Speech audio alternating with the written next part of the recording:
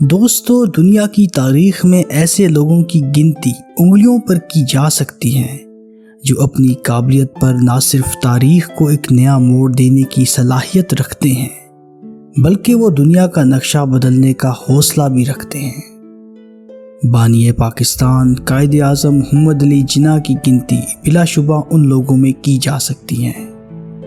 قائد اعظم محمد علی جناح ایک انتہائی قابل انسان اور کامیاب وکیل تھے۔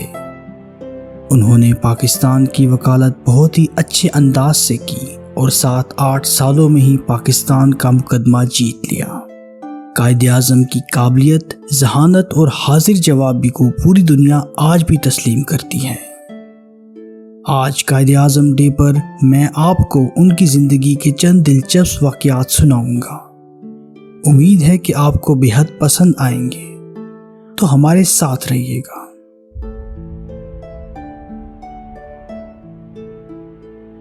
دوستو، یہ واقعہ اس وقت کا ہے جب قائد اعظم محمد علی جناح لندن یونیورسٹی میں قانون کی تعلیم حاصل کر رہے تھے۔ وہاں ایک انگریز پروفیسر کو ان کے ساتھ کچھ خاص بغض تھا۔ وہ قائد اعظم سے بہت حسد کیا کرتے تھے۔ ایک دفعہ دوپہر کے کھانے کا وقت تھا۔ قائد اعظم کھانے کی میز پر ان پروفیسر کے ساتھ بیٹھ گئے۔ یہ دیکھ کر ان پروفیسر صاحب نے کہا، mister Jinnah, don't you know that a pig and a bird cannot sit and eat together؟ Mister Jinnah, کیا آپ کو معلوم نہیں ہے کہ ایک خنزیر اور پرندہ ایک ساتھ کھانا نہیں کھا سکتے ہیں؟ اس پر قائد اعظم نے پرسکون رہتے ہوئے فوراً ہی جواب دیا، Okay then, I have to fly to another table۔ ٹھیک ہے، پھر مجھے کسی اور میز کی طرف اڑ جانا ہوگا۔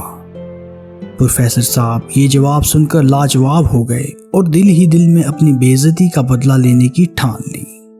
اگلے دن اسی پروفیسر نے قائد اعظم سے سوال کر دیا کہ مسٹر جناح، اگر آپ کو راستے میں پڑے 2 بیگ ملیں جن میں سے ایک میں دولت ہو اور دوسرے میں دانائی، تو آپ کون سا بیگ اٹھائیں گے؟ قائد اعظم نے بغیر کسی ہچکچاہٹ کے جواب دیا، دولت والا بیگ۔ اس پر پروفیسر نے طنزیہ مسکراہٹ کے ساتھ کہا کہ اگر میں آپ کی جگہ ہوتا تو دانائی والا بیگ اٹھاتا۔ اس پر قائد اعظم فوراً بولے، ہر انسان اسی چیز کی خواہش کرتا ہے جو اس کے پاس نہیں ہوتی۔ یہ جواب سن کر انگریز پروفیسر ایک بار پھر لاجواب ہو گیا۔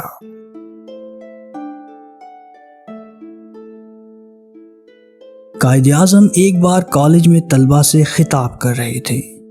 ایک ہندو لڑکے نے کھڑے ہو کر کہا کہ آپ ہندوستان کا بٹوارہ کرا کر ہمیں تقسیم کرنا چاہتے ہیں۔ آپ جواب سوچنے کے لیے کچھ دیر خاموش رہے تو طلبہ نے آپ پر جملے کسنا شروع کر دیے۔ کچھ نے کہا کہ آپ کے پاس اس سوال کا کوئی جواب نہیں ہے۔ پھر قائد اعظم نے پانی کا ایک گلاس منگوایا اور اس سے تھوڑا سا پانی پیا اور گلاس کو میز پر رکھ دیا۔ چند لمحوں بعد انہوں نے ایک ہندو لڑکے کو بلایا اور اسے بچا ہوا پانی پینے کو کہا۔ اس ہندو لڑکے نے پانی پینے سے انکار کر دیا۔ پھر انہوں نے ایک مسلمان لڑکے کو بلایا اور بچا ہوا پانی اس مسلمان لڑکے کو دے دیا تو وہ فوراً قائد اعظم کا بچا ہوا پانی پی گیا۔ آپ پھر تمام طلباء سے مخاطب ہوئے اور فرمایا کہ مسلمان اور ہندوؤں میں یہی فرق ہے۔ اس پر ہر طرف خاموشی چھا گئی کیونکہ سب کے سامنے فرق واضح ہو چکا تھا کہ مسلمان اور ہندو کبھی بھی اکٹھے نہیں رہ سکتے۔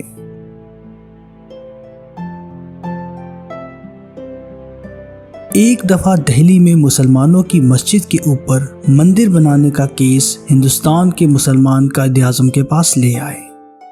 مقدمہ یہ تھا کہ جس زمین پر مسجد بننی تھی، ہندوؤں نے اس مسجد کی چھت کی زمین خرید لی تھی اور اوپر مندر بنانا چاہتے تھے، کیونکہ اس وقت کے قوانین کے مطابق زمین کے اصل مالک کو یہ حق حاصل تھا کہ اس کی زمین پر بنائی گئی عمارت کی چھت کو بھی کسی دوسرے کو فروخت کر دیا جائے، یعنی کسی اور کی چھت کے اوپر کی جگہ بھی اصل مالک سے خریدی جا سکتی تھی اور اس کے اوپر اپنی مرضی کی عمارت تعمیر کی جا سکتی تھی۔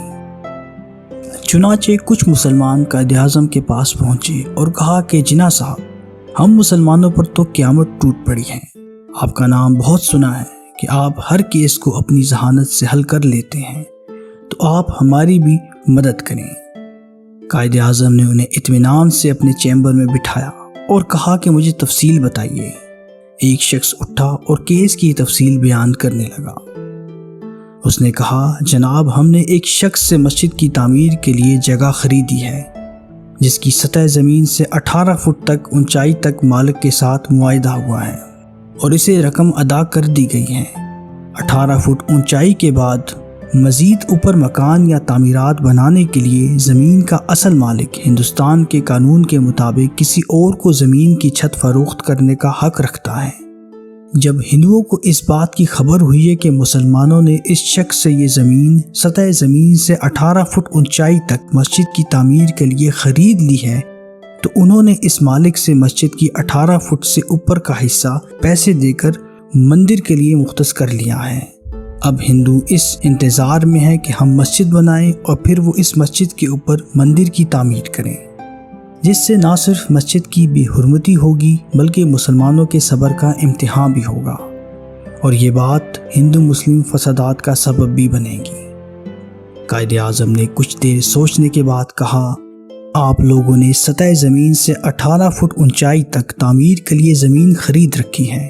آپ ایسا کریں کہ مسجد کی چھت 17 فٹ تک رکھیں اور 1 فٹ خالی چھوڑ دیں۔ جس دن ہندو مندر کی تعمیر کرنے آئیں گے آپ مجھے طلب کر لینا۔ مسلمانوں نے ایسا ہی کیا۔ ہندو بہت خوش ہوئے کہ مسلمانوں نے یہ جانتے ہوئے کہ ہم اوپر مندر کی تعمیر کریں گے مسجد تعمیر کر لی، لہٰذا انہوں نے مندر کی تعمیر کے لیے کنکریٹ اکٹھا کرنا شروع کر دیا۔ مال اکٹھا کرنے کے بعد جب مستری مزدور کام کرنے کے لیے آئے تو مسلمانوں نے قائد اعظم محمد علی جناح کو موقع پر بلا لیا۔ قائد اعظم نے ہندوؤں سے پوچھا کہ آپ نے سطح زمین سے 18 فٹ سے اوپر کا حصہ مندر کے لیے خرید رکھا ہے۔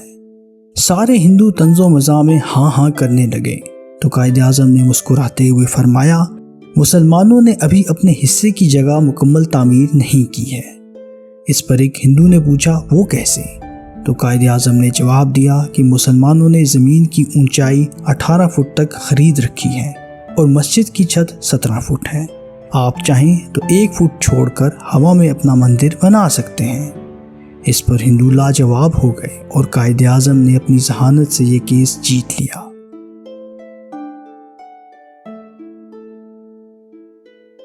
دوستو، ایک بار قائد اعظم ممبئی سے دہلی جانے والی ٹرین کے فرسٹ کلاس ڈبے میں سوار ہوئے جو کہ مکمل طور پر خالی تھا۔ جب ٹرین چلنے لگی تو اچانک ایک خاتون اس ٹرین کے ڈبے میں سوار ہو گئی۔ قائد اعظم نے ایک نظر اس خاتون کو دیکھا اور اخبار پڑھنے میں مشغول ہو گئے۔ ابھی ٹرین کو چلے تھوڑا ہی وقت گزرا تھا کہ اس خاتون نے قائد اعظم محمد علی جناح کو کہا کہ مجھے 1000 روپے دے دو، ورنہ میں ٹرین کی بریک کھینچ کر چیخوں گی، چلاؤں گی اور تم پر دست درازی کا الزام لگاؤں گی۔ خاتون نے 2 سے 3 بار اپنی یہ بات دہرائی، لیکن قائد اعظم خاموش ہی رہے اور ایسا محسوس کروایا کہ جیسے انہیں کچھ سنائی ہی نہیں دے رہا ہے۔ تھک ہار کر آخر کار وہ خاتون آگے بڑھی اور قائد اعظم کا بازو پکڑ کر یہ بات دہرائی۔ اس پر قائد اعظم نے اپنے دونوں ہاتھ اپنے کانوں پر رکھے اور اشارہ کیا کہ مجھے کچھ سنائی نہیں دیتا، میں بہرا ہوں۔ اور پھر قائد اعظم نے اس خاتون کو ایک کاغذ اور قلم دیا تاکہ وہ اپنی بات لکھ کر سمجھا سکے۔ چنانچہ اس خاتون نے غصے سے وہ کاغذ پکڑا اور اس پر لکھ دیا کہ مجھے 1000 روپے دو، ورنہ میں تم پر غیر اخلاقی حرکت کرنے اور دست درازی کا الزام لگا دوں گی۔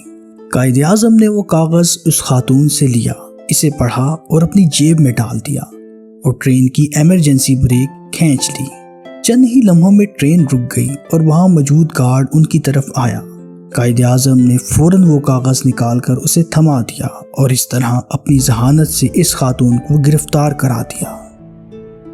دوستو، یہ قائد اعظم محمد علی جناح کی زندگی کے چند دلچسپ واقعات تھے۔ قائد اعظم محمد علی جناح کی زندگی پیشہ ورانہ ہو یا قائدانہ، ان کی شخصیت کے ہر پہلو سے قابلیت، ذہانت، مہارت اور ایمانداری صاف نظر آتی ہیں۔ ان کی زندگی ہمارے لیے مشعل راہ ہے۔ ویڈیو دیکھنے کے لیے بے حد شکریہ۔ اللہ حافظ۔